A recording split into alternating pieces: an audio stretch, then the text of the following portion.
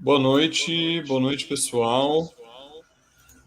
Estamos ao vivo, iniciando mais um estudo da obra O Espiritismo em sua mais simples expressão, de Allan Kardec. Já estamos aí no estudo de número 6, já se foram 5 nesse nosso projeto, e hoje vocês perceberam que o Eric não estará presente. O Eric teve um outro compromisso, vai precisar se ausentar hoje. Mas semana que vem o Eric já está aí de volta para compor o nosso time, o nosso trio de estudiosos aí de Kardec. Estamos tentando estudar e divulgar essa obra muito importante para o movimento espírita e fora dele também, certo? Afinal de contas, essa obra é uma obra introdutória.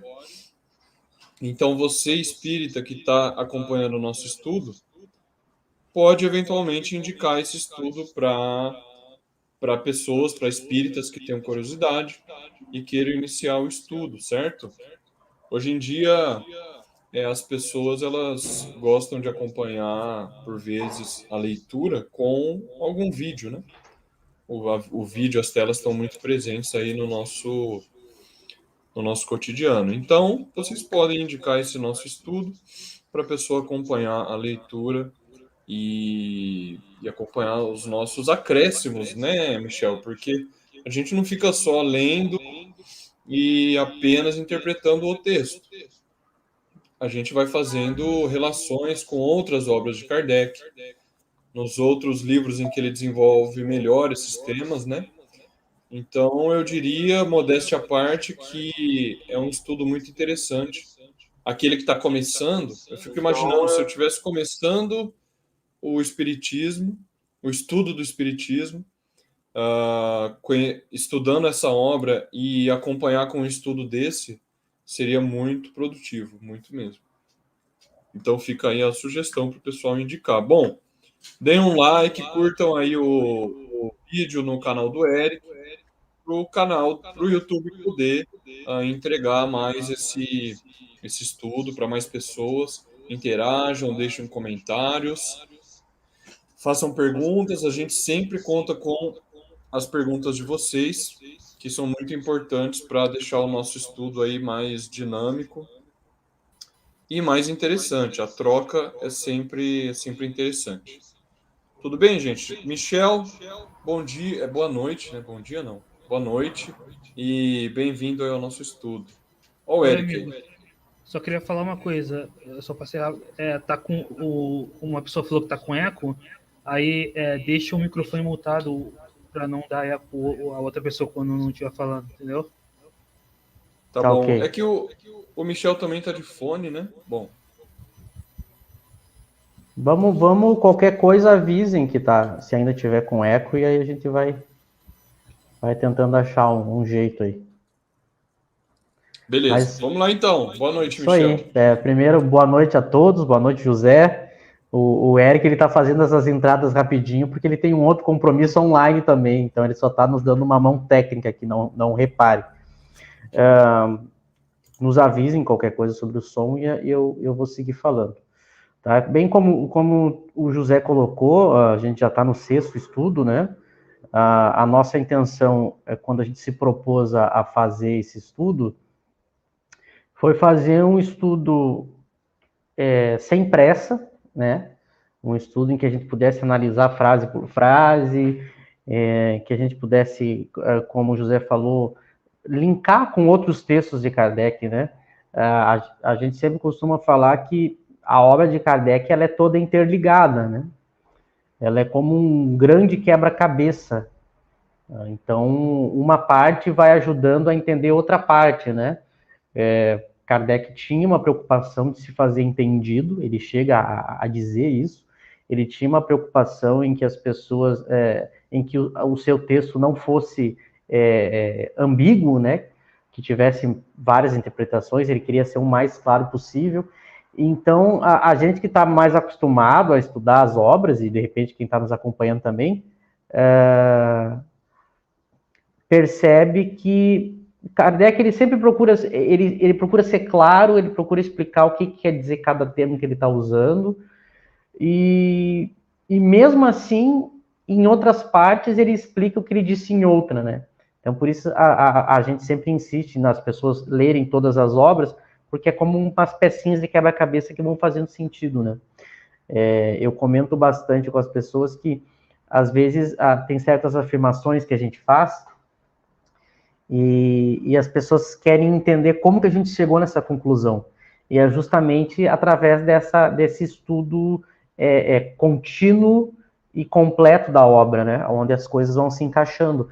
Às vezes, a gente tende a ter um determinado raciocínio e daqui a pouco Kardec responde, tira a nossa dúvida, né? Então, por isso, é importante essa visão do todo também.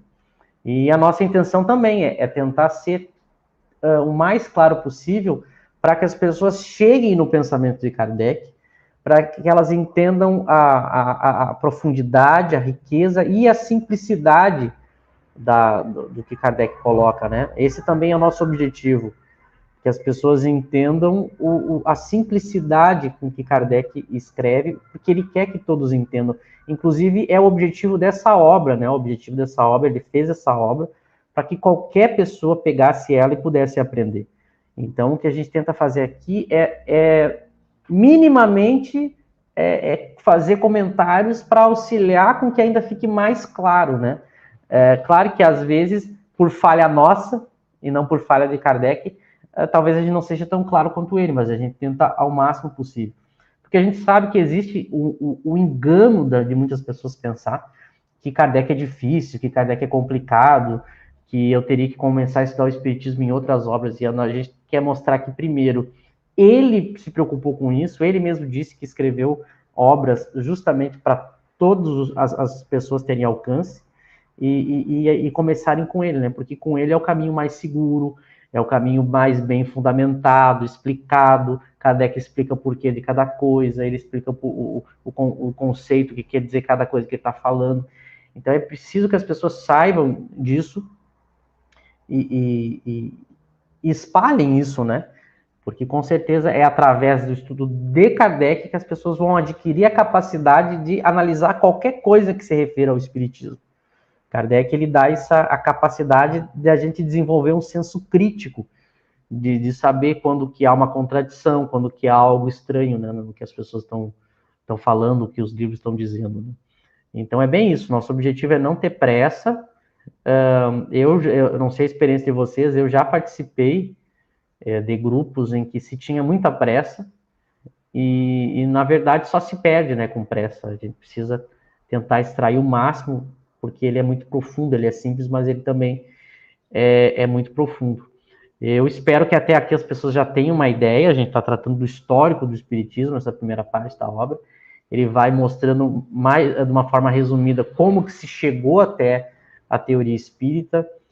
Claro que muitas coisas ele resume, outras coisas ele deixa para explicar depois, mas é assim, né? No estudo de qualquer teoria, é importante a gente fazer questionamentos, mas também se ater ao que o autor está dizendo para esperar mais para frente ele ir completando as explicações, né? Também, às vezes, as pessoas querem abrir muitas janelas e daqui a pouco pula etapas, né? Qualquer estudo ele tem etapas também. A gente primeiro mostra como chegou até aqui, o que cada coisa quer dizer e depois vai aprofundando, né? Então, toda essa preocupação que Kardec já tinha, a gente, por estudar Kardec, também tem, e quer levar isso para as pessoas, né? Quer compartilhar com as pessoas, já para concluir essa minha primeira fala, porque a minha preocupação, e acredito que a do José também, é a mesma teoria, a mesma coisa que fez bem para mim e que me esclareceu e que me ajudou e que eu aprendi com Kardec é a mesma coisa que eu quero levar para as pessoas. Não existe um espiritismo que é para uns e não é para outros, né? A teoria de Kardec ela é para todos, então a gente tenta compartilhar com as pessoas as mesmas coisas que a gente aprendeu e que fez bem para a gente, né? Eu acho que esse tem que ser o espírito da coisa, né?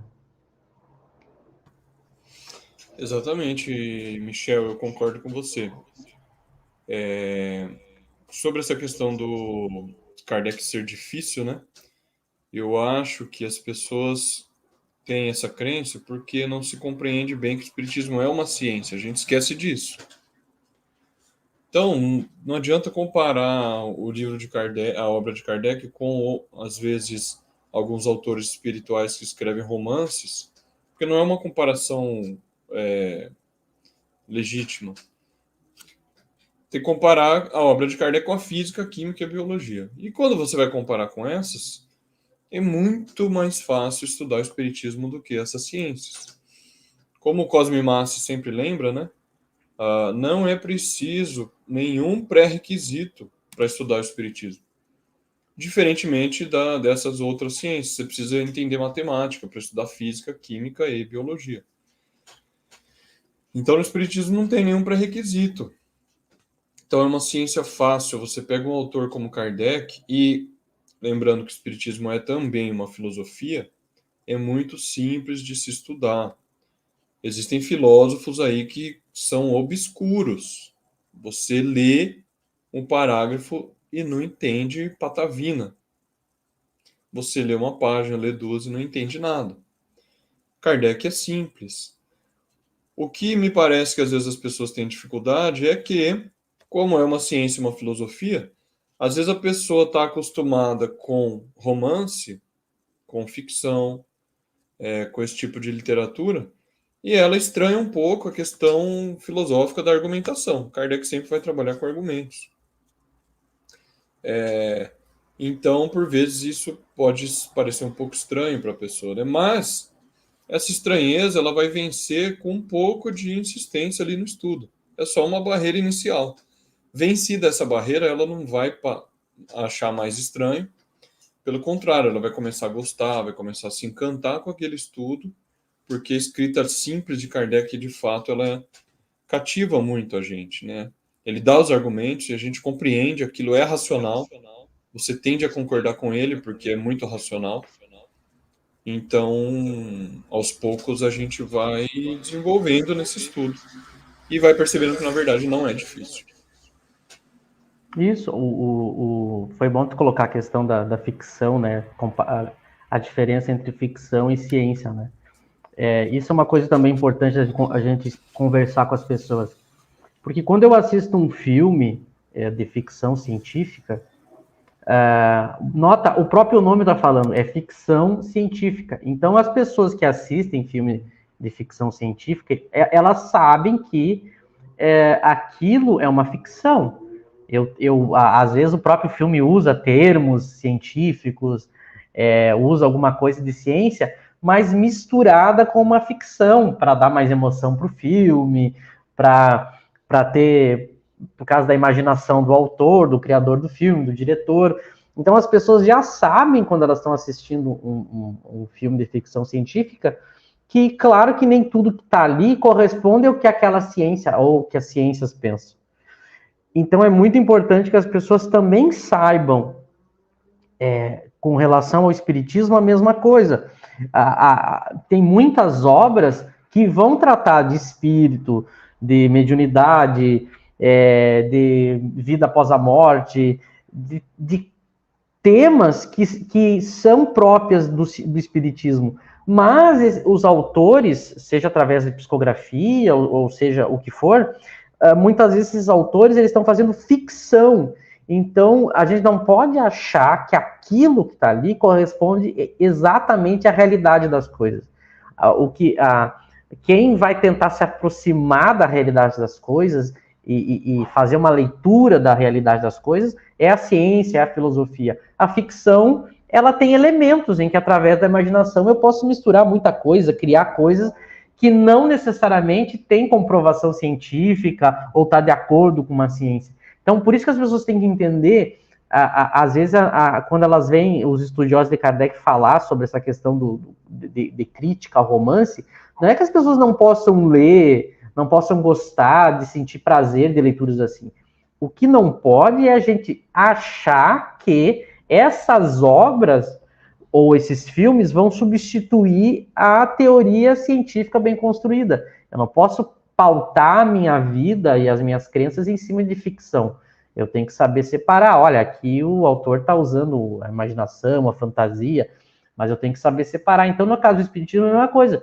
Se as pessoas leem obras, elas têm que saber, olha, Kardec fez a ciência, ele criou, ele estabeleceu critérios para saber diferenciar aquilo que é verdadeiro daquilo que é falso, daquilo daquilo que a gente pode saber, daquilo que a gente não pode. Então, na ciência espírita, que está nas obras de Kardec, a gente tem os limites e tem, digamos, a teoria científica mesmo. E as demais obras podem ter uma mistura de coisas. Então, por isso é importante as pessoas estudarem Kardec para saber fazer a análise. Não é que elas sejam proibidas. O problema é que o que aconteceu no movimento espírita é que as pessoas substituíram as obras de Kardec por obras de ficção e passaram a achar que as obras de ficção eram como que um avanço da obra de Kardec. Porque o que é curioso? Como o próprio Kardec deixa claro que o Espiritismo ele pode avançar, porque toda ciência pode avançar, as pessoas imaginaram, bom, se Kardec disse que uma ciência pode avançar, aquilo que veio depois de Kardec é esse avanço. Mas muito cuidado, não é só porque algo se diz o avanço, ou algo é novo, algo é novidade, algo trouxe uma informação que não está na obra de Kardec, não significa que ela seja o avanço. Ela só vai ser o avanço que Kardec disse que a teoria poderia ter se ela respeitar uma série de regras que a própria ciência espírita deixou. Então, por isso que as pessoas não podem ter pressa e nem se equivocar, às vezes usando próprios textos de Kardec. Ah, mas aqui, ó, nesse texto Kardec disse que o Espiritismo avançaria, então essa teoria nova aí que vocês que estudam Kardec estão criticando é um avanço. Não, mas calma lá, ela não respeita as regras, né?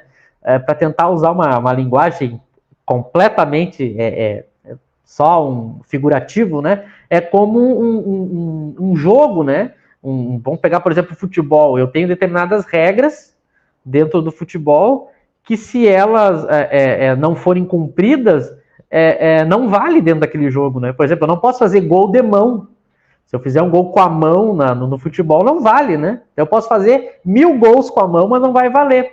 E usando grosseiramente esse exemplo, na ciência, se determinadas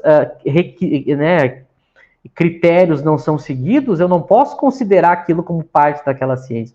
Eu posso considerar como ficção ou como opinião pessoal do espírito. Mas não não é porque é a opinião do espírito que é uma opinião espírita. A opinião espírita, ela só vai ser se ela estiver de acordo com a ciência espírita que está nas obras de Kardec. Então, por exemplo, nós que estamos falando aqui, o que a gente tenta fazer? A gente pode se equivocar também. Então, por isso que a gente tenta passar para as pessoas o que está na obra de Kardec, tentando fazer a pessoa, ela própria, ver isso na obra de Kardec. Mas sempre Kardec tem que ser o norte, né? Tem que ser o balizador. Não é nem nós encarnados, nem os desencarnados que vão determinar as coisas, né? Mas é o que aquela ciência bem construída, que foi Kardec quem fez nas suas obras, junto com os espíritos e todo aquele trabalho monumental, né? Então é importante falar isso e explicar isso para as pessoas entenderem por que a gente critica quando as pessoas fazem isso que a gente tentou mostrar que é uma confusão, é um engano, é uma interpretação equivocada, às vezes, do que é um complemento da obra de Kardec, né? Exatamente, Michel. E se nós somos rigorosos com o que os homens falam, nós devemos ser igualmente com o que os espíritos dizem.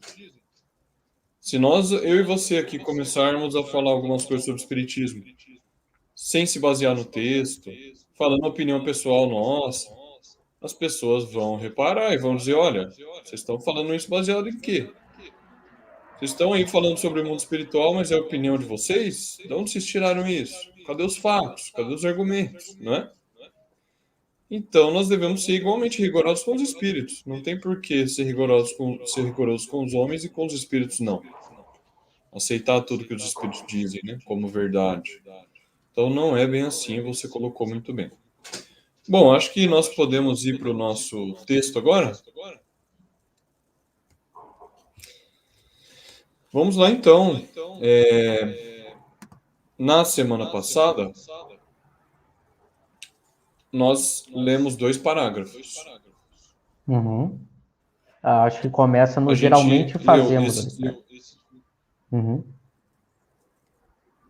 exatamente, a gente leu os 2 parágrafos anteriores, em que Kardec trata da evolução aí do meio de comunicação, que se iniciava por batidas lentas e incompletas. Depois percebeu-se que a prancheta, o objeto, era só mais um obstáculo, né? Mais um meio. E percebeu-se que o espírito poderia agir diretamente no lápis e o médium escrever diretamente usando sua mão. Daí o surgimento aí dos médiuns escritores. E no parágrafo seguinte, Kardec vai falar, bom, uma vez reconhecidos que existem essas inteligências se comunicando, o que são então essas inteligências? O que são esses espíritos? Percebeu-se que eles são as almas dos homens que viveram na Terra, né? Como bem Kardec coloca aqui, ó. Soube-se logo por eles mesmos que não são seres à parte na criação, mas as próprias almas daqueles que viveram na Terra ou em outros mundos. Que eles vivem em torno de nós, que os nossos entes queridos, quando morrem, se tornam esses espíritos e que se podem comunicar conosco. E aí você até lembrou que Kardec, no estudo passado, Kardec até descreve, tem uma beleza no texto dele, né? No final, aqui na última frase, dizendo que esses espíritos nos cercam, eles nos cercam de solicitude aqueles que amaram, e cuja lembrança é para eles uma doce satisfação. Então, não só nós podemos nos comunicar com os entes queridos que já morreram, como é muito bom que o façamos, porque esses espíritos ficam felizes que nós lembramos deles. Certo? Isso aí, as pessoas vão perceber agora que ele vai entrar, ele vai começar agora a tratar sobre o que é esse espírito, né? Porque nota que até aqui ele foi mostrando todo o caminho para eu chegar na conclusão que são os espíritos que se manifestam através daqueles fenômenos que a gente tratou nos outros estudos. Já ficou provado e logicamente claro que são espíritos, né? Bom, se agora eu já sei que são os espíritos, né, que provocam esses fenômenos, agora eu já sei que esses espíritos são as almas dos homens, né, aqueles que viveram e morreram, né, saíram do corpo e estão à nossa volta. Eu já sei, então, quem é o causador desse fenômeno. Então, agora o foco então vamos agora vamos estudar eles, né?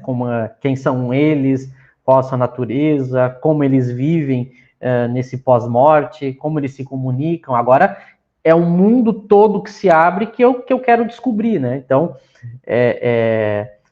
ele parte da primeira conclusão básica, geral, que a gente tem que ter em mente, né?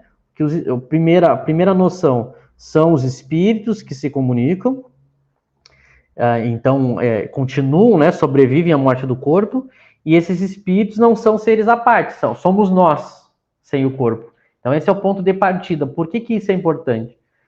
Porque a gente vai ver no decorrer do estudo que é desse ponto de partida que eu vou, ao perguntar para esses espíritos coisas sobre o mundo deles, como eu já sei que eles são nós sem o corpo, a lógica é muito simples. Da mesma maneira que nós não sabemos tudo, nós temos um conhecimento limitado, da mesma maneira que nós temos virtudes, mas nós também temos vícios, bom, se os espíritos somos nós sem o corpo, eles vão ser da mesma maneira. Então, logo, se eu estou questionando eles sobre o mundo deles, eu tenho que raciocinar que não necessariamente tudo o que eles estão falando vai ser correto. Da mesma forma nós. Se alguém viesse me perguntar alguma coisa, olha, eu tenho um limite de conhecimento de coisas que eu estudei. mas se alguém ficasse me questionando sobre tudo, nem tudo eu saberia responder.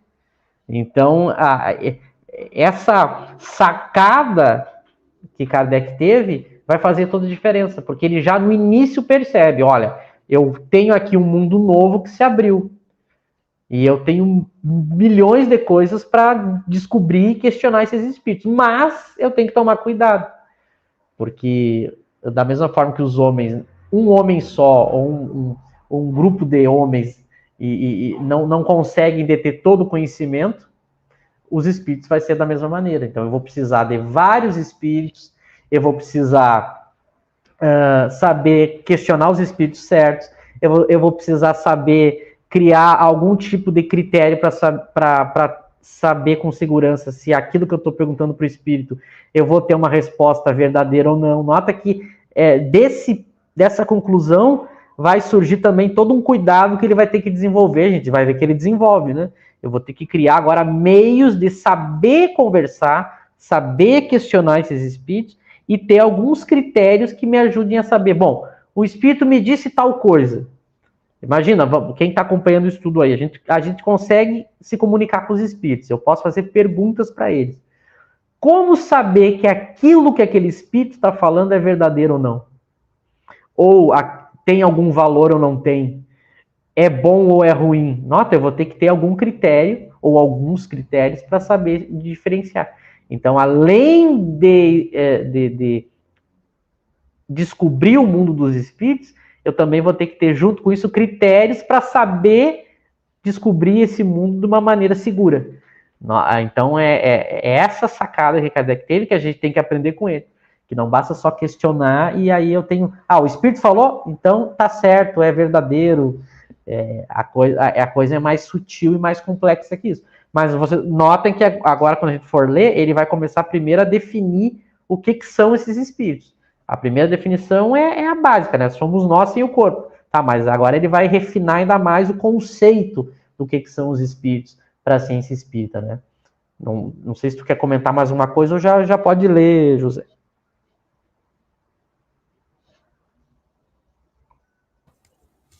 Eu acho que podemos ir direto para o texto, certo? Você quer começar lendo, Michel, ou eu começo? Pode ser, eu leio, acho que eu vou ler aqui até o terceiro ali, daí a gente já vai comentando, talvez até o final, vamos ver como é que decorre. Geralmente fazemos dos espíritos uma ideia completamente falsa. Eles não são, como muitos imaginam, seres abstratos, vagos e indefinidos, nem algo como um clarão ou uma centelha. São, ao contrário, seres muito reais, com sua individualidade e uma forma determinada. Podemos ter uma ideia aproximada pela explicação seguinte. Há no homem 3 coisas essenciais. Primeiro, a alma ou espírito, princípio inteligente em que residem o pensamento, a vontade e o senso moral. Segundo, o corpo, o envoltório material pesado e grosseiro que coloca o espírito em relação com o mundo exterior. Terceiro, o perispírito, envoltório fluídico, leve, que serve de laço e intermediário entre o espírito e o corpo. Quando o envoltório exterior está gasto e não pode mais funcionar, ele tomba e o espírito despoja-se dele como fruto de sua casca, a árvore de sua crosta. Em resumo, como se abandona uma roupa velha que não serve mais. É a isso que chamamos morte. Tem muita coisa aqui condensada, né? Eu acho que a gente tem que tentar ser didático e desenvolvendo, né? Tem muita coisa aqui, parece pouca, são poucas frases, mas é muito conteúdo para a gente entender.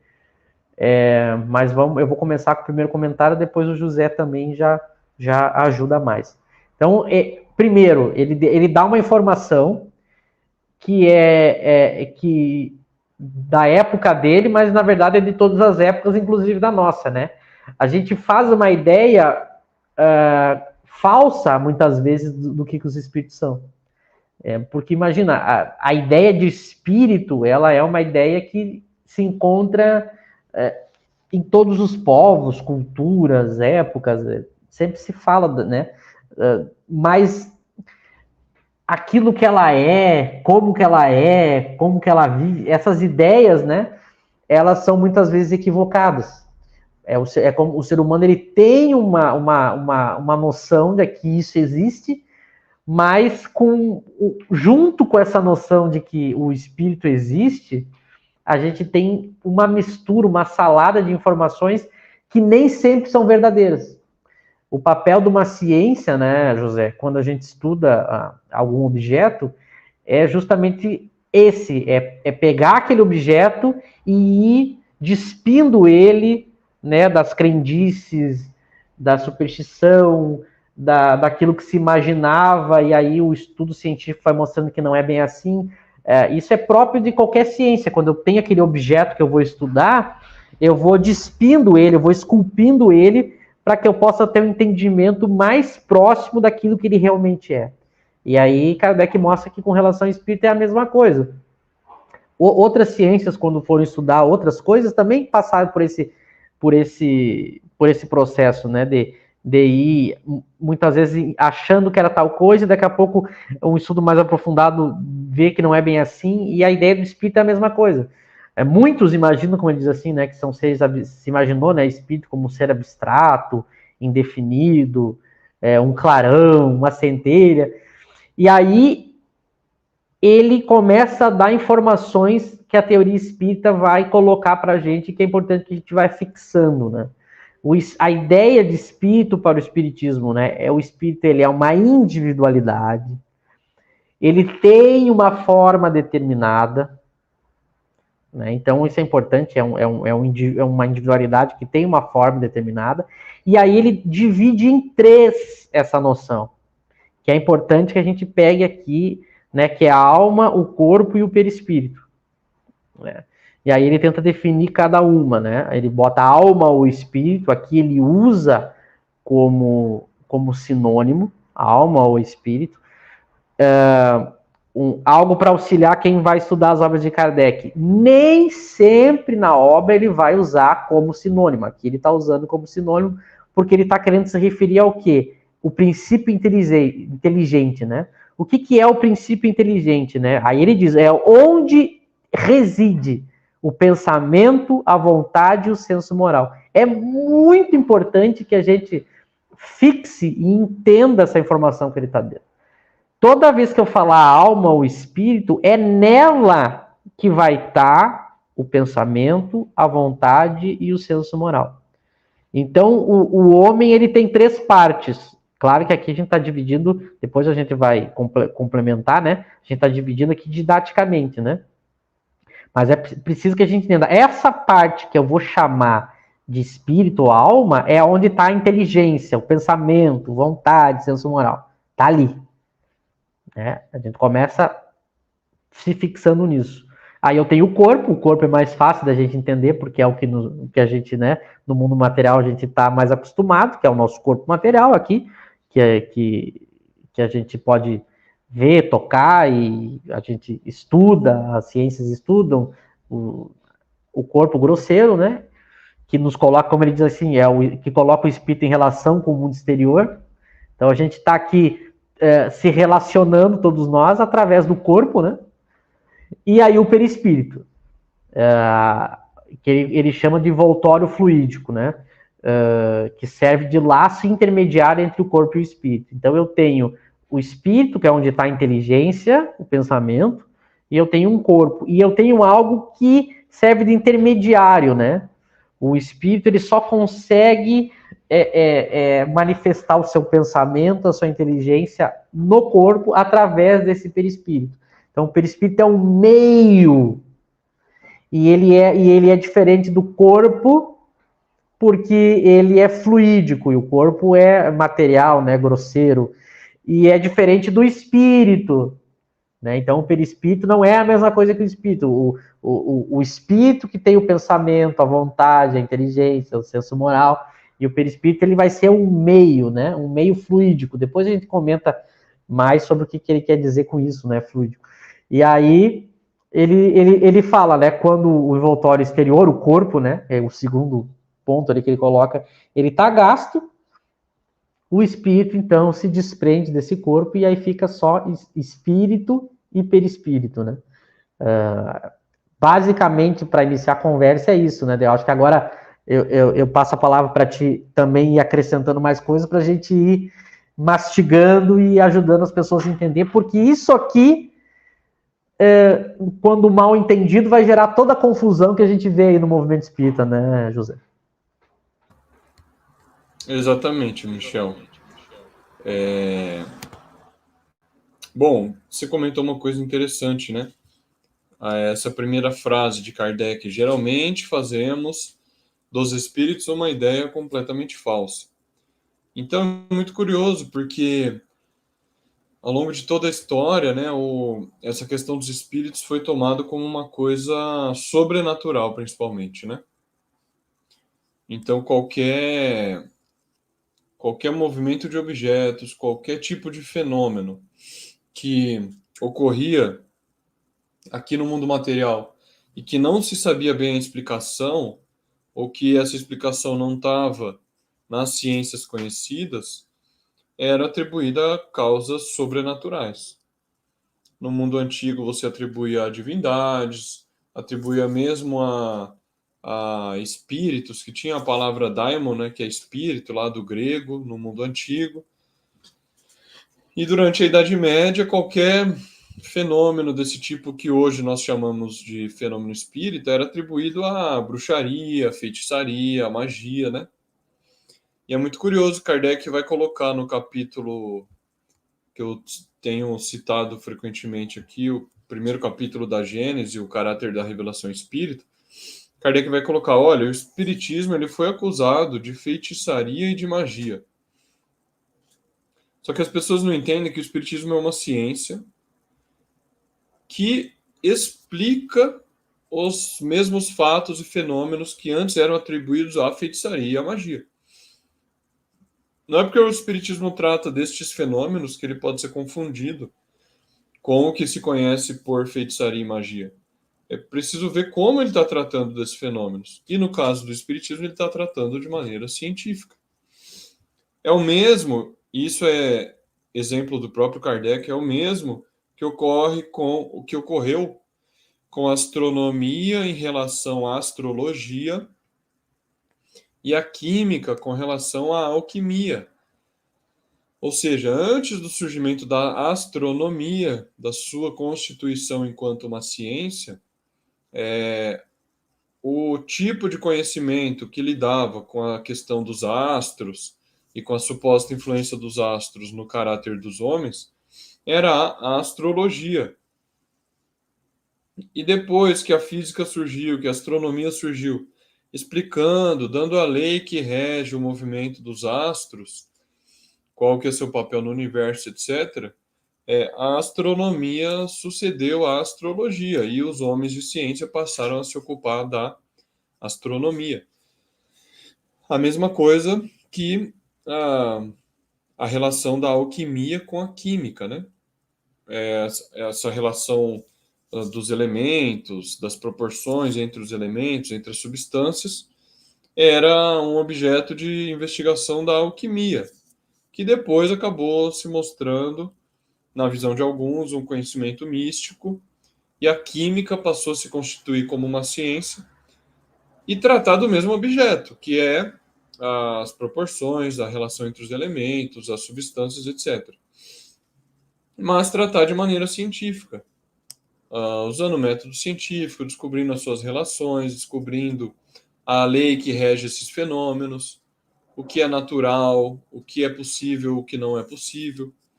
E exatamente a mesma coisa com o Espiritismo. O Espiritismo é a ciência que vai dar a explicação, vai dar a teoria científica da explicação desses fenômenos, né? Então, até o advento do Espiritismo, como Kardec está dizendo aqui, fazia-se uma ideia muito falsa do que são os espíritos, ou que eram coisas sobrenaturais, que influenciavam esse mundo, que não... daí vem o medo, daí vem todo o mistério com relação à manifestação dos espíritos, ou como ele continua aqui. Imaginava-se que era algo abstrato, vago, indefinido, ou um clarão, uma centelha, né? Talvez essa questão do clarão e da centelha venha de algumas experiências de evidência que algumas pessoas tiveram ao longo da história, né? De ver um espírito, que por vezes o espírito se apresentar parecendo uma sombra, com as suas feições não muito definidas, né? Como Kardec coloca que os espíritos podem aparecer, eles podem aparecer, se tornar aparentes de maneira mais ou menos vaporosa, né? Ou pode acontecer também do espírito aparecer com as suas feições bastante definidas. Mas talvez essa impressão que as pessoas têm de um clarão, uma centelha, possa vir disso, dessa aparição vaporosa do espírito, né? Então, o espiritismo ele vem demonstrar que os espíritos são reais, ou seja, eles existem. Aí a gente lembra daquele capítulo fantástico de Kardec chamado Há Espíritos, no Livro dos Espíritos, né? No Livro dos Médiuns, ou melhor, em que ele vai refletir pelo raciocínio, primeiramente, e depois pelos fatos, mostrando que sim, há espíritos. Então, eles são seres reais, não são fruto da mera imaginação, não são produto da loucura, o que hoje a gente chamaria esquizofrenia ou qualquer tipo de transtorno psíquico, né? Eles são seres reais. Os fatos demonstram isso. E possuem a sua individualidade e uma forma determinada. Quer dizer, o espírito ele não é meramente uma coletividade, ou não existe uma alma universal que se apresenta e se comunica. O espírito tem a sua individualidade. Cada um tem um caráter definido, cada um apresenta ideias diferentes, os espíritos discordam entre si, os espíritos têm rixas, têm discordâncias, ou têm concordâncias também. Mas o que fica patente quando Kardec está observando os fenômenos é que eles têm a sua individualidade. Eles não se dissolvem no todo universal, que era a possibilidade, a hipótese do chamado panteísmo, não é? Que Kardec explica muito bem, por exemplo, na obra O Céu e o Inferno, que ele vai falar da vida futura, né, do porvir e o nada. O primeiro capítulo lá do Céu e o Inferno, o futuro e o nada, ou o porvir e o nada. Existem três possibilidades: o materialismo, a doutrina da igreja e o espiritismo. Dentro do materialismo, Kardec vai discutir lá o panteísmo, que não é propriamente materialismo, né, porque ele admite um princípio inteligente além da matéria, mas Kardec vai colocar ele dentro do materialismo porque as suas consequências morais acabam dando no materialismo. Quer dizer, a perda da individualidade, você confundir o espírito como se fosse a gota no oceano, perde a individualidade, perde o eu, então perde toda a responsabilidade pelos seus próprios atos, porque aquele ser não é mais um ser, está confundido dentro de um todo, um ser que é um todo, né? Então você perde essa ideia da responsabilidade sobre as próprias ações. Então Kardec percebeu que não, depois que o homem morre, ele mantém a sua individualidade, só que agora como espírito, que é exatamente o que ele vai colocar em diante, né? Só que agora como espírito, ele mantém a sua individualidade, pode se comunicar com os homens, e também tem uma forma determinada. É aqui que vai ser explicado, ou que vai ajudar a gente a compreender essa forma determinada, que é o perispírito. Sem o perispírito, a gente não consegue entender como que o espírito pode ter essa forma determinada. E como que ele pode mudar essa forma. Com o perispírito, usando a vontade, o espírito pode modificar a aparência do fluido do perispírito e aparecer com outra forma. Ele pode aparecer a um médium vidente com a aparência da última existência corporal que ele teve ou de existências precedentes. Se ele foi um homem na última, ele pode aparecer como mulher a um médium e vice-versa. Mas então ele pode modificar a sua forma segundo a sua vontade. O que importa aqui para a gente é que ele tem uma forma determinada. Ele não é uma coisa que se dissolve, um clarão, uma coisa que você não pode determinar. Ele tem essa forma determinada. E aí ele vai fazer essa separação, né, do homem em 3 partes. É curioso porque ele vai explicar o que são os espíritos, mas ele parte do que é o homem, né? É curioso isso aqui nesse parágrafo. Eu acho que é Kardec partindo do conhecido para o desconhecido, né? Então, vamos definir o que é o homem segundo o Espiritismo. O homem tem essas 3 coisas essenciais. Por que essencial, né? Essa questão da essência, ela é muito antiga na filosofia. E Kardec estava ciente disso, né?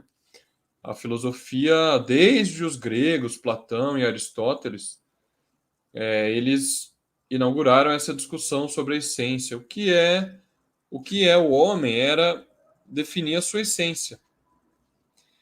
Então, esses filósofos, Platão, por exemplo, vai dizer, olha, o corpo é uma aparência. A gente, para descobrir o que é de fato o homem, precisa investigar a sua essência. E essência para esses filósofos é aquilo sem o qual um ser deixaria de ser aquele ser. Ou seja, o homem, sem alguns desses elementos, desses 3 elementos, deixa de ser homem, certo? Um homem sem espírito deixa de ser homem. Um homem sem perispírito ou sem corpo deixa de ser homem. Então, por isso são coisas essenciais. É a característica, a propriedade, a característica mesmo mais fundamental daquele ser. Então ele vai classificar em 3, né? Alma ou espírito, corpo e perispírito. É curioso que, como eu comentei inicialmente, o espírito, a questão dos espíritos, ela foi tida como sobrenatural ao longo de séculos, né? Por outro lado, a questão da alma, se a questão dos espíritos foi relegada a uma coisa sobrenatural, mística, de feitiçaria ou relegado à mágica, etc., a questão da alma não. A questão da alma sempre foi tratada de forma séria pela religião e pelos filósofos. E muitos filósofos eram espiritualistas, no sentido de acreditar na imortalidade da alma, acreditar que existia um princípio inteligente além da matéria, que eles chamavam sempre de alma, desde os gregos. Psique, não é? A psique dos gregos é a alma. Platão defendeu isso, muitos filósofos ao longo da história. Então a alma sempre foi um objeto de investigação sério dos filósofos, dos teólogos e da religião. E é muito curioso que chega no século XIX e Kardec une as 2 pontas, né? Ele vai falar, olha, a alma é a mesma coisa que espírito. Se a pessoa morre, a sua alma vai para um outro lugar, mundo espiritual, qualquer coisa do tipo, ele se torna espírito e pode sim voltar, se comunicar com os homens e interferir neste mundo. Que é uma coisa, por exemplo, que as religiões não aceitam, né? Muitas religiões cristãs não aceitam que a alma, quando morre e deixa o corpo, ela volte, conviva neste mundo material e se comunique com os homens e possa interferir aqui. Como a religião tem esse dogma e não abre mão, qualquer interferência do que nós chamamos de espíritos aqui nesse mundo vai ser relegada ao sobrenatural. Eles não vão aceitar que eu, José, morri em espírito, estou me comunicando e interferindo nesse mundo. Eles não vão aceitar. Porque eles não aceitam. A alma deve ir para outro lugar que é inacessível a este mundo, né? Ou para o céu, ou para o inferno, ou qualquer coisa do tipo. E Kardec mostra que não. Ele mostra de maneira científica, com fatos, que a alma e o espírito são a mesma coisa, né? A pessoa morre, se torna espírito e pode se comunicar com este mundo. certo? Eric retornou, seja bem-vindo de volta. Sim, eu tive que ir numa reunião, mas eu consegui retornar. Escutei umas coisas que vocês falaram. E é interessante esse quadro, né? Do homem como ser triplo, né? Como fala lá no que é o espiritismo, né? O homem é um ser triplo, é alma, mais corpo, mais perispírito, e o espírito é um ser duplo, né? É alma mais perispírito. Então ele faz essa... e resolve, né, aquela questão filosófica que existe desde Descartes, né? Vocês já devem ter falado que era a questão do dualismo, né? Como é que você tem dois princípios totalmente diferentes, né? Você tem que ter um elo ali, né, que ligue essas duas coisas. O perispírito é esse elo ciliame que liga as duas coisas e serve de intermediário, né, para a ação do espírito.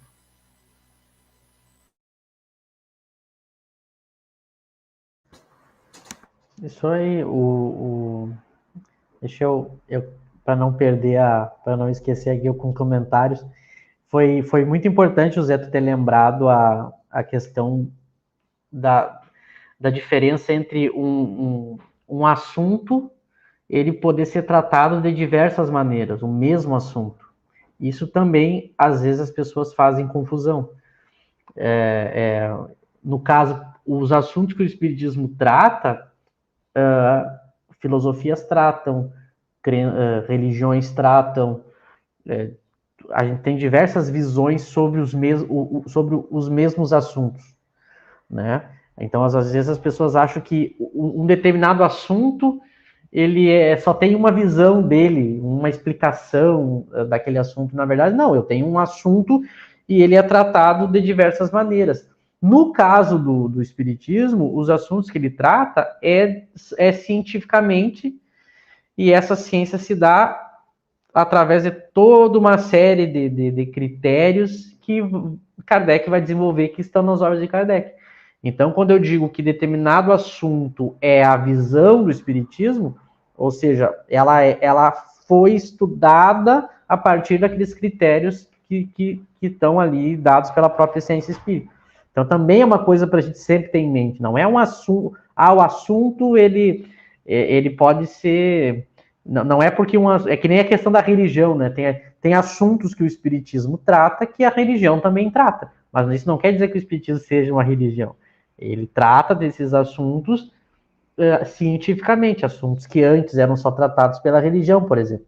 Então, isso é importante de tu ter lembrado, né? Não é o assunto, é também a forma como eu estudo o assunto que faz toda a diferença. Outra coisa que eu quero lembrar, só antes tem duas perguntas, uma é do Edenilson, que ele perguntou onde encontra a playlist. Ele deve estar falando dos estudos anteriores, né? Eu não sei se vocês, nos canais de vocês postaram, mas no KardecTube, Edenilson, se tu digitar lá KardecTube no YouTube, tem os estudos antigos. Eu acho que aqui no canal do Eric, né, o Espiritismo em Kardec também tem. Não sei se o José colocou nele. No Face tem também tem. Em ao vivo. Tem a parte de vídeos e ao vivo. Entra em ao vivo, né, Eric?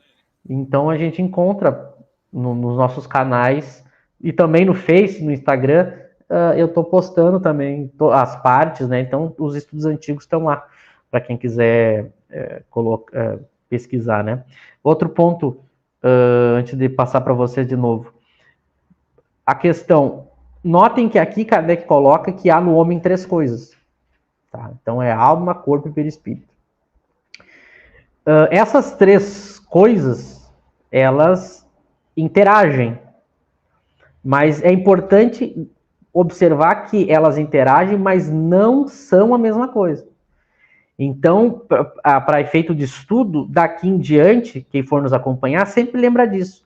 São três coisas que interagem, mas não são a mesma coisa. Então, eu jamais posso querer começar a confundir alma com perispírito, corpo com perispírito. São três coisas que têm suas características, ele colocou aqui, definiu, e elas interagem, mas elas não são a mesma coisa. A partir do momento que a gente tentar colocar características de uma na outra, começam os problemas, como a gente vai no decorrer do estudo ir levantando. Isso é importante as pessoas terem em mente. Eu digo isso para já fazer um link com a pergunta que a Ana Cristina Lima fez, né, sobre a questão 88 do Livro dos Espíritos, né, que os Espíritos falam lá da coloração do Espírito. O que é por isso que é importante, como a gente falou no início do estudo, ler toda a obra, né, de Kardec. Porque imagina, se eu pego só essa questão do Livro dos Espíritos, 88, e não tenho toda a complementação no próprio Livro dos Espíritos, Kardec vai dar essa complementação, no próprio capítulo que está essa questão, ele vai complementar, né? Eu poderia, só com essa questão, criar trocentas teorias e interpretações, mas a gente tem que cuidar, por isso que a gente tem que ter o cuidado de quando lê uma questão e ainda não lê o resto, de não fazer aquilo que a gente chama de extrapolação, né?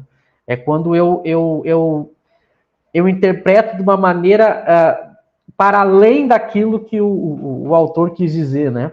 Porque, nota, Kardec vai perceber, quando ele começa a estudar o mundo espiritual, uma dificuldade de eu preciso dizer alguma coisa e eu preciso tentar usar palavras para tentar entender um pouco como é esse mundo dos espíritos, né? Então ele vai perceber que eu tenho, às vezes, que usar analogias, comparações, né? Mas que eu tenho que ter muito cuidado, e isso que eu estou falando aqui, Kardec vai dizer em diversos momentos, para não levar o pé da letra certas coisas.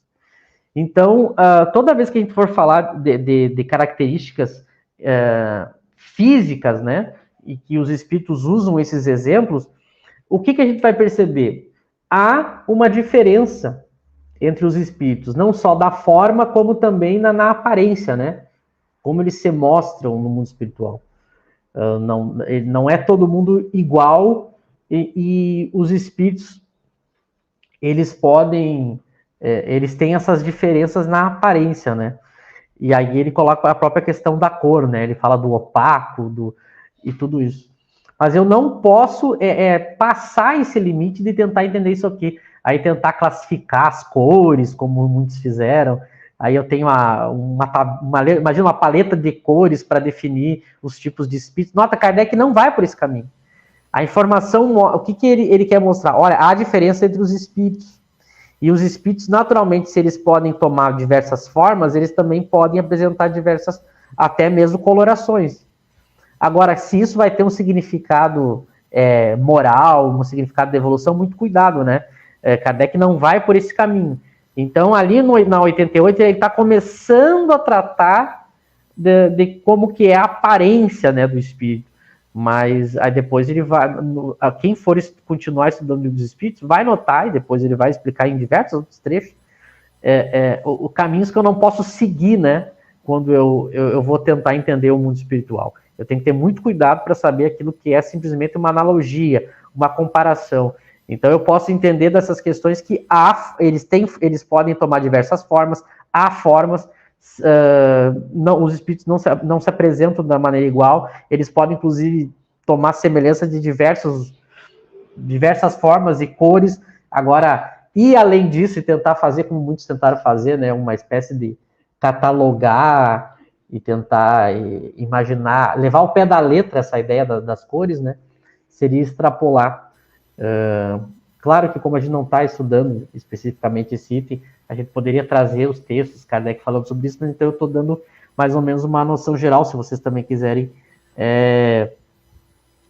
complementar. Eu não sei se tem mais alguma pergunta. Essa questão 88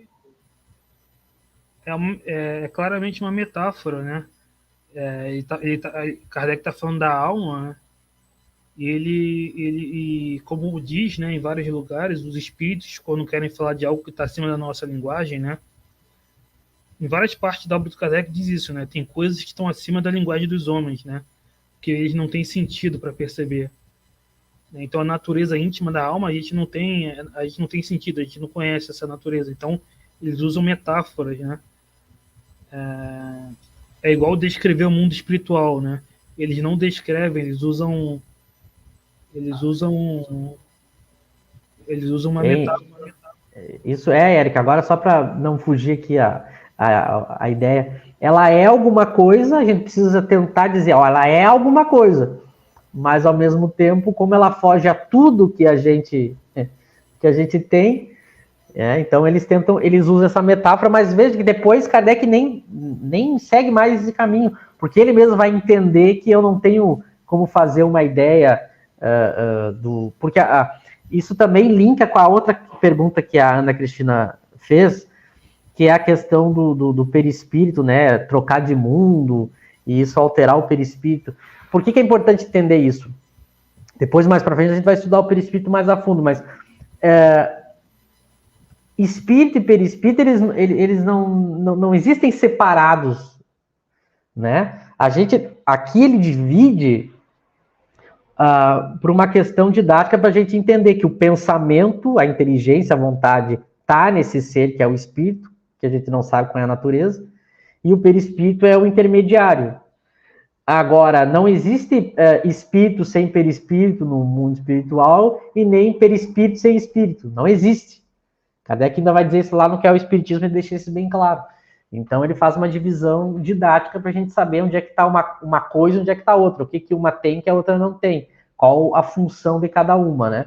O perispírito, ele dá a forma, ele é um intermediário, e o espírito é o ser pensante, né? A inteligência, a vontade, o senso moral. Agora, por exemplo, o espírito, ele sempre está com o perispírito. Então, ele pode percorrer todo o universo, ele vai ter sempre um perispírito. Claro que dependendo do mundo que ele está, ele vai ser rodeado por fluidos diferentes, né? Mas nunca ele fica sem perispírito, né? Ele está sempre envolto nesse fluido universal, né? Então, esse fluido que está em volta ali desse ser pensante é o seu perispírito. Ele está sempre, né? E ele muda porque o espírito muda de local. Então, o perispírito vai mudando digamos assim, ele vai ficando mais... De novo, a gente vai usando metáforas que os próprios espíritos usam, né? Ele fica mais etéreo, ele fica mais denso. Mas ele nunca fica sem perispírito, né? Não há um momento que isso aconteça. Então, espero ter ajudado, não sei se vocês também querem ajudar mais.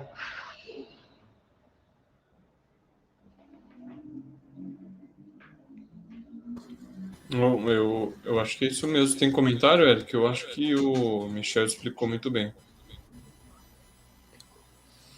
Me perdoe, deixa eu fazer lembrar uma coisa agora que vai ser útil. Vai ter um seminário do Cosme sobre perispírito, né? Acho que é bem importante a gente divulgar isso, porque ajuda muito um seminário específico sobre isso. Eu acho que, não sei se eu não lembro a data agora, se vocês estiverem aí, eu estou divulgando no Kardec Tube também, nos stories, para as pessoas poderem acompanhar. Eu acho que é no próximo fim de semana, não? Eu acredito Toledo, que sim. No Paraná. E tem também o último seminário que ele fez acho que foi semana retrasada, né? Ele fala também bastante sobre espírito, que eu acho que ajuda muito as pessoas a entender. Eu acho que o que tem que ficar claro para as pessoas é que o espírito é uma coisa, o perispírito é outra e o corpo é outra. Eles interagem, mas são coisas diferentes. Só que, claro, o espírito nunca está sem o perispírito e não existe perispírito sem espírito. Agora, o corpo, sim. O corpo eu posso abandonar e ele se desfaz, né? Que é quando a gente morre. O espírito abandona ali o corpo junto com o seu perispírito e o corpo aí se decompõe, né? O corpo, sim, ele tem uma existência separada do espírito, né?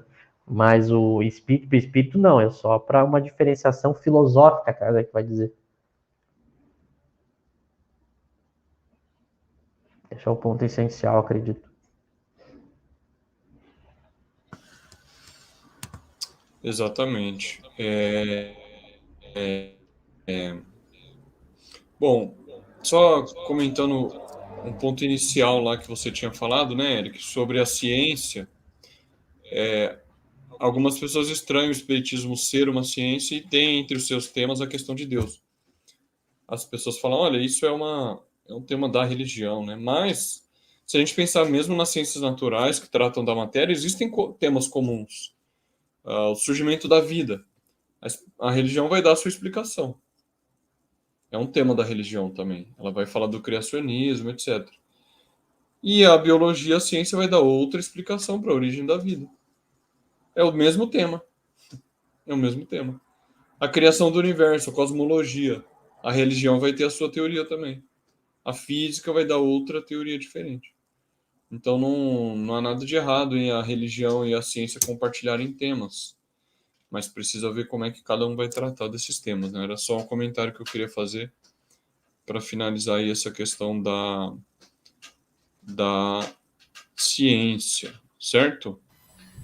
E eu queria ressaltar essa coisa importante que o Michel falou, de que a alma está sempre unida do perispírito. Não existe, como diz lá no ensaio teórico, lá no livro dos espíritos, não existe espírito sem perispírito, nem perispírito sem espírito, né? Porque o perispírito quer dizer peri, quer dizer em torno, né, do espírito. Então, o fluido só é perispírito quando está em torno do espírito, né? Quando o fluido está no ambiente, ele não é chamado de perispírito. Então, quando fala nessa questão de quando vai para outro mundo troca, né? Isso a gente não consegue entender realmente a física disso ainda, né? Ele diz que troca na rapidez de um relâmpago, né? Mas isso a gente não consegue entender bem a física de como acontece. É só para a gente conseguir entender. Mas é diferente do corpo, né? Não existe um perispírito isolado, né, da alma, como tem um corpo isolado, morto, né? Não existe isso. Estão sempre unidos, mas embora sejam diferentes, como o Michel falou. Porque se confundir, cai naquelas ideias de, por exemplo, tem gente que acredita que a memória é no perispírito, né? Enquanto a memória, na verdade, está na alma. Se você confunde, você cria um materialismo, né? Cérebro perispiritual, essas coisas. Foi bom tu lembrar, Eric. Por isso que é importante pegar o conceito que ele dá aqui, desses três, e não misturar. Porque por que eu não posso colocar a memória no perispírito? Porque ele já deixou claro, como a memória é um tipo de pensamento, ela está onde? Na alma, ele está dizendo aqui. É o princípio inteligente que reside o pensamento, a alma. Não é o perispírito. O perispírito é só um meio, né? Ele é um intermediário, é um laço. E eu acho isso é importante de colocar. Como as pessoas não entenderem esse conceito, esses conceitos que Kardec deram ou se esqueceram, veio pós-Kardec essas falas na literatura espírita, né?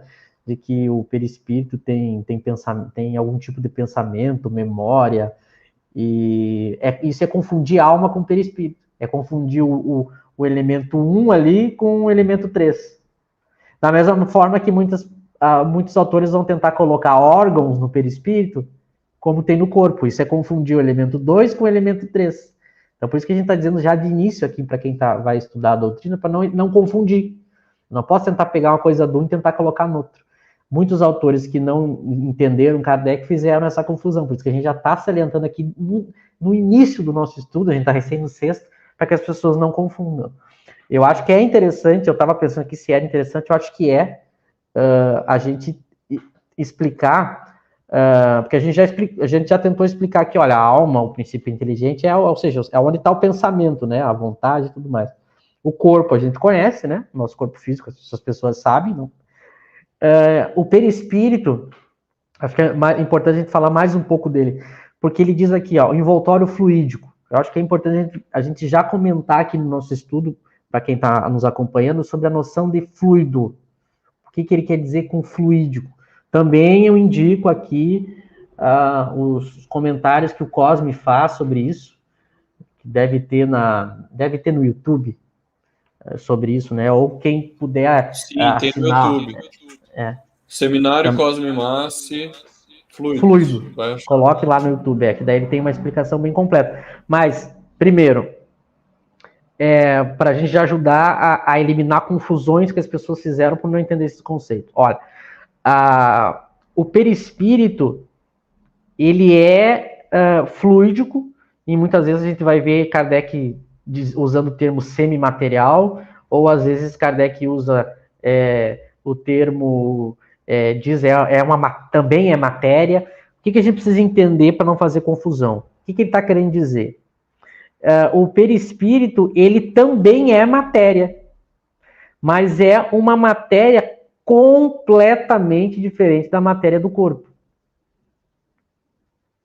Então, ao dizer matéria, cuidado, ele só está querendo dizer que isso é por oposição ao espírito. Ele é algo material, mas como eu não consigo definir a natureza desse algo material, Kardec usa o termo fluido ou fluídico.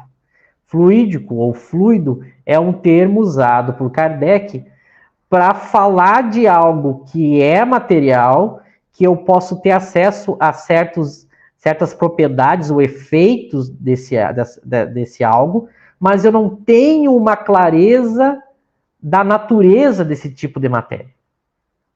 Então, quando eu ainda não tenho muita noção com profundidade dessa natureza, eu uso esse termo fluídico.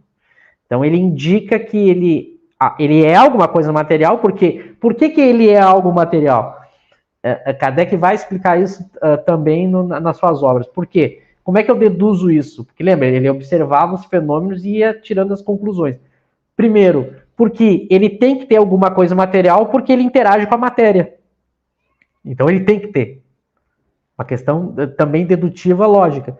Se ele não tivesse nada de material, ele não conseguia interagir com a matéria. Ou seja, eu não conseguiria encarnar num corpo, eu não conseguiria usar esse corpo, eu não conseguiria interagir com o mundo material. E a encarnação, ou seja, o fato da gente entrar em corpos, e a mediunidade, são duas formas de interagir com a matéria,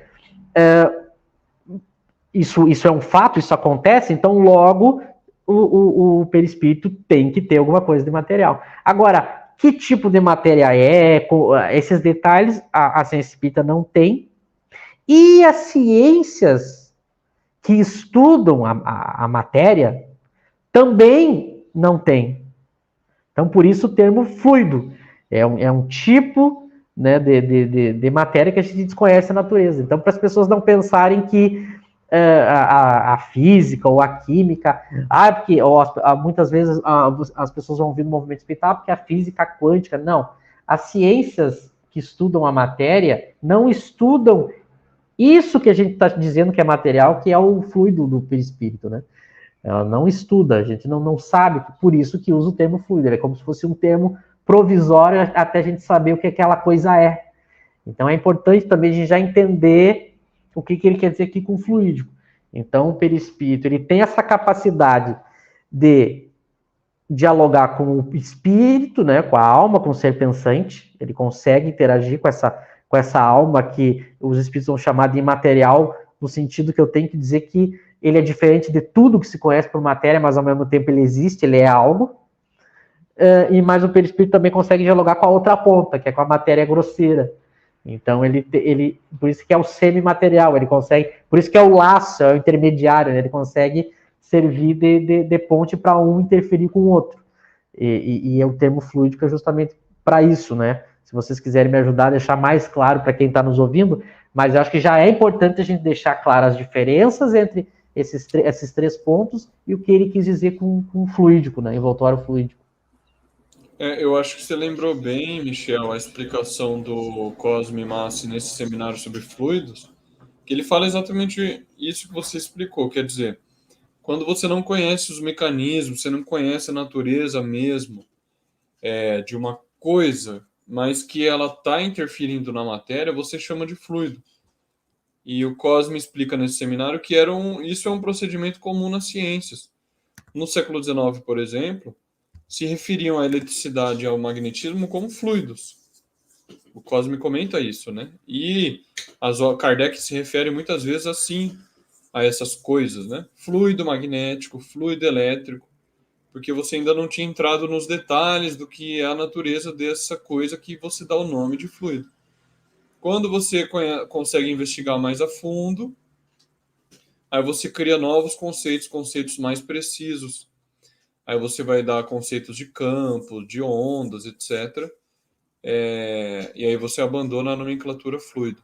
Mas como ainda hoje nós não sabemos em detalhes o que é exatamente esse fluido espiritual, você acaba chamando de fluido porque você conhece a manifestação dele, você conhece a interação dele com a matéria, mas você não tem os detalhes, né?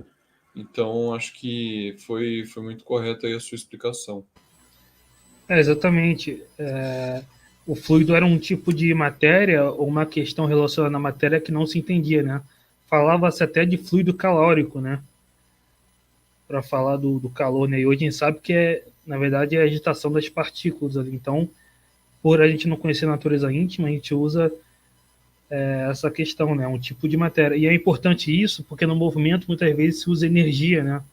Para falar de fluido. E não tem a ver, né? Porque energia é uma propriedade da matéria. O fluido é um tipo de matéria, né? São categorias diferentes, né? E o pessoal confunde. Exato. Até eu estava prestando atenção agora, as pessoas podem ler com a gente, ó. Olha como Kardec usa, ele vai usando analogias para a gente entender que há semelhanças, mas há diferenças. Quer ver, ó? No segundo ali, quando ele fala do corpo, ele diz, ó, envoltório material pesado. Aí no terceiro ele diz, perispírito, envoltório. Então, ó a semelhança, os dois são envoltórios, mas um ele chama de material e outro de fluídico. E um ele chama de pesado e outro ele chama de leve. Então, o que ele está querendo mostrar? Os dois não são a alma, porque a alma é o imaterial, ou seja, é algo que a gente não consegue definir, e é onde reside o pensamento. E aí eu tenho os outros dois, que aí sim, os dois são materiais. Ah, mas aí são materiais, então quer dizer que eu posso entender os dois da mesma maneira? Não. Os dois são envoltórios, mas eles têm características diferentes. E o corpo, as ciências aqui do nosso mundo, as ciências acadêmicas estudam, e esse perispírito não é estudado, porque é um tipo de matéria que se desconhece ainda. E é como o Eric lembrou, eu não posso chamar de energia, porque energia é uma propriedade da matéria, é algo estudado pela física, as pessoas usam erradamente. Outra coisa que é importante a gente já comentar, já no início do nosso estudo, a gente não pode pegar termos de outras teorias, de outras ciências, e tentar usar como sinônimo dentro de outras ciências. Isso dá confusão. Todos os conceitos numa ciência, ela só tem sentido no interior da sua ciência. Eu não posso pegar um conceito, uma palavra lá e tentar fazer um intercâmbio e trazer para cá, como muitas pessoas fazem, porque aí eu gero um monte de contradição, que é também o que muitas pessoas fizeram e gera confusão. Outra coisa importante, nota que a teoria de Kardec coloca três, olha, ele coloca alma, corpo e perispírito. Talvez alguém que esteja nos vendo diz assim, mas eu já li livros espíritas que falam em mais corpos. Por que Kardec não foi por esse caminho? Porque alguns escritores tentaram pegar o perispírito, esse ser fluídico, e dividir ele em mais partes. Mas por que Kardec não fez isso? Porque se eu não consigo entender o que é essa matéria do perispírito, como é que eu vou dividir em partes algo que eu não consigo entender? Então Kardec, como sabia muito bem como é que uma ciência funcionava, ele diz, olha, o perispírito é um envoltório fluídico. Ele não fez mais separações, porque como é que eu separo aquilo que eu desconheço? Quando os outros autores fizeram isso, eles só criaram nomes, mas quando eu crio nomes, eu crio para justamente mostrar a diferença entre as coisas. Para que serve o nome das coisas? Para eu saber diferenciar as coisas. Por isso que eu chamo copo de copo, garfo de garfo. Mas aí, quando eu digo aquele nome, eu sei mostrar as características dele e a diferença dele para o outro objeto. Agora, se eu não sei o que é esse fluido, como é que eu posso separar ele em partes? Então não adianta eu criar nomes diferentes e não saber dizer quais são as diferenças. Eu continuo sem saber. Então por isso que Kardec ficou só nisso. Porque ele, como um bom cientista, sabia que não adianta eu criar nomes diferentes se eu não sei estabelecer as diferenças. Então isso também é importante da gente comentar, né? Que o nosso intuito também é trazer essas coisas que são ditas, que a gente sabe que são ditas no movimento espírita, e mostrar por que Kardec não disse. Né? Lembrando de novo no início do nosso estudo, porque às vezes as pessoas acham que Kardec não disse, então ele está incompleto, e aquele autor que disse depois completou. Não, Kardec não disse por sabedoria, porque realmente eu não tenho como estabelecer as diferenças ainda. Então não é porque falta algo em Kardec. Esses autores se equivocaram. Kardec tá correto no que ele fez. Né? Ô, Michel, em cima do que você está dizendo, a gente vê alguns autores espirituais que fazem uma confusão enorme com termos e conceitos de outras ciências. Colocam no perispírito, vamos falar do perispírito, se referem à onda eletromagnética, e aí vão misturando uma série de conceitos da física que mais atrapalham do que ajudam. Kardec nunca fez essas confusões. Uma ciência, ele coloca também lá na Gênesis, uma ciência precisa ter muito bem estabelecido o seu campo de atuação e na relação com as outras ciências, uma ciência vai controlar e apoiar a outra. Controlar e apoiar é no sentido de mostrar os limites de cada uma. A gente não pode fazer essas misturas de conceitos. E quando eu digo que mais atrapalha do que ajuda, porque as pessoas, os espíritas pegam esses livros, vê que o autor está citando um monte de conceito da física e acha que é científico. Olha, como é científico isso aqui, né? O cara está citando um monte de conceito das outras ciências. Só que está misturando, está fazendo uma confusão de categoria, uma confusão de conceitos. Então parece científico, mas na verdade não é. E o outro comentário que eu queria fazer é que Kardec usa metáforas, né? Quando ele fala que o perispírito é leve, bom, não dá para a gente pegar o perispírito e pesar na balança. É uma metáfora, como o Eric comentou, né? Como o Michel comentou. Porque às vezes tem alguns autores que pegam esses termos que Kardec usa com relação ao perispírito, a plasticidade e tal, e começam a usar a imaginação e criar uma série de propriedades no perispírito que a gente não sabe propriamente se tem, e que às vezes Kardec usou só como uma metáfora, para a gente tentar entender como é que o perispírito se relaciona com o mundo material. Não é plasticidade no mesmo sentido que a gente vai se referir à matéria, certo? Então precisa tomar cuidado e perceber quando que o autor está usando uma metáfora, quando não é, né? Exatamente. Inclusive, eu ia falar da questão, por exemplo, Kardec usou a palavra magnetismo, mas porque ele pegou do magnetismo animal, que veio do Mesmer, né? O próprio Kardec diz nas Instruções Práticas, no vocabulário lá espírita, que o melhor seria chamar de mesmerismo, ele diz, mas que acabou pegando o termo magnetismo, mas que não era para confundir o magnetismo mineral, que ele fala, que é o da física, com o magnetismo animal, que é o que o Espiritismo fala, né? Então, Kardec não faz essa confusão, né? E hoje realmente tem isso, principalmente com física quântica, hoje em dia, o pessoal adora usar termos da outra ciência para o espiritismo, né? Às vezes como metáfora e às vezes como algo exato, e não tem nada a ver, né? Vai confundir mais do que ajudar. Sim, é bem isso, Eric. É importante as pessoas saberem o seguinte: o físico de verdade, o cara que é especialista no assunto, quando ele vê o movimento espírita falando essas coisas, ele dá risada, chega a ser cômico, porque ele sabe que aquilo, o que ele pensa? Olha, tem aí uma crendice aí que faz uma salada de conceitos que eles acreditam, é a crença deles, mas não faz nenhum sentido. Não faz nenhum sentido com a física. Então, eu já sei de casos desse pessoal do movimento espírita que tentou, em congressos de física, falar sobre isso e foi retirado. Porque os caras disseram, olha, isso que tu tá falando não tem nenhum sentido.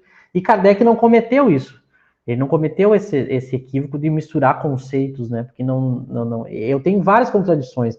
Por exemplo, se o perispírito tivesse essas propriedades físicas, como muitos autores querem colocar, a gente já teria aparelhos para conversar com os espíritos. Porque como a física Daria já tem aparelhos... Daria para sintonizar no rádio, sim, né, Michel? no rádio, no celular. Agora, por que eu não consigo fazer isso? Porque não é assim que é o perispírito, né? A pergunta que a Ana Cristina fez ali, como entender o fluido universal se cada mundo tem um fluido que lhe é próprio? que será usado pela alma para lhe constituir o corpo. O fluido ele é universal, mas ele sofre modificações. Quem modifica o fluido? O ser pensante, a inteligência. Como eu tenho inteligências distintas, eu tenho diversos tipos de fluido, ou seja, diversos tipos de modificação do fluido universal. Então é por isso, eu tenho um fluido universal, mas ele sofre modificações que o ser pensante tem a capacidade de modificar esses fluidos. Como eu tenho espíritos, ou seja, seres pensantes de todos os níveis, eu tenho diversos tipos de transformação desse fluido universal. Por isso, por exemplo, quando Kardec fala do fluido daquele planeta, claro que porque a maioria dos espíritos que compõem aquele planeta modificam aquele fluido. Então, eu tenho o fluido próprio daquele planeta, porque é um conjunto, né, de espíritos pensando, eles modificam. Agora, o fluido, ele só se modifica quando tem uma alma ali interagindo nele, né? Não é como, por exemplo, como é que é a nossa matéria, por exemplo? A nossa matéria, eu tenho essa caneca aqui, se eu deixar ela aqui em cima da mesa e viajar para outra cidade, essa caneca vai ficar aqui. Ela tem uma existência própria, né? Agora, por exemplo, o fluido, ele se modifica com o pensamento do espírito. Se não tiver nenhum pensamento ali, o fluido, ele não fica com uma forma determinada, né? É o pensamento que dá a modificação dos fluidos, né? Então, às vezes também as pessoas... Por isso que é uma confusão. Quando as pessoas tentaram dar características físicas nossas para os fluidos do mundo espiritual, veio essas contradições. Porque é diferente, né? Nós vamos ver no decorrer do nosso estudo, né? Não sei que horas eu estou cuidando do horário aqui para a gente não se passar. E o que eu falei ali nos comentários, né? Mesmo o fluido modificado é constituído do fluido primitivo, né? Sim. Então, tudo é constituído desse fluido primitivo e ele vai se modificando desde o estado da maior pureza até o estado mais grosseiro, que é, por exemplo, o nosso corpo aqui, enfim. Essa explicação tem na Gênesis, no capítulo 14. Por isso que ele vai depois... claro, lembrando, a gente não está aqui nesse momento fazendo um estudo sobre o perispírito, né, e nem sobre o fluido. Mas a gente já dá essas pinceladas porque a gente já sabe que as pessoas que hoje no movimento espírita, elas já têm certos vícios, né, de entendimento que elas adquirem nas casas espíritas. Então a gente já dá essa comentada para a pessoa já começar a pensar de uma outra maneira, né? Claro que no decorrer do estudo a gente vai poder fundamentar melhor, explicar, mostrar o momento que Kardec vai... Por isso que eu digo, é um quebra-cabeça, ele vai colocando as pecinhas, a gente vai ver essas pecinhas se formarem, né? Esse conjunto para a gente entender tudo isso que a gente está falando. Né? Mas aqui, só com alguns pequenos raciocínios que a gente já está fazendo, a gente já consegue tentar fazer as pessoas pensar sobre isso, que eu sei que elas ouvem nas casas espíritas, infelizmente. Mas é porque elas ouvem, porque quem está dizendo também ouviu de outro, que ouviu de outro, e as pessoas não vão raciocinando e vão repetindo. E aí a gente sempre tem alguém que nos alerta um dia para fazer pensar, não, mas peraí, aqui ele está botando como 3 coisas diferentes, eu não posso misturar. Então, a gente vai complementando o estudo, né, no decorrer. Bom, da minha parte, eu já quero dizer que eu tentei ser o mais claro possível para tentar ajudar, né? Agradeço a presença de todos, a presença do Eric também, de José. Quarta que vem a gente tem mais estudo. E que o pessoal siga estudando, trazendo questões, né? Agradecer a participação de todos. E aí já entrego a palavra para vocês. Muito bem, obrigado também, Michel, Eric, a todos aí que mandaram as perguntas, muito boas perguntas. As pessoas vão lembrando de um tema, de outro, e vão mandando, e isso vai acrescentando no nosso estudo, né? É muito importante, muito obrigado mesmo, gente. E ficamos por aqui, então, na semana que vem a gente volta, né, para continuar o nosso estudo aí da obra de Kardec.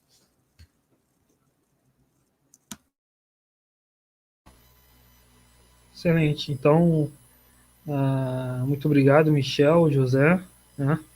Muito obrigado a todos. Curtam, compartilhem, se inscrevam, né? Se inscrevam também lá no KardecTube, no canal do Michel, no canal do José, no Espiritismo em Kardec. E é isso. Até uma próxima.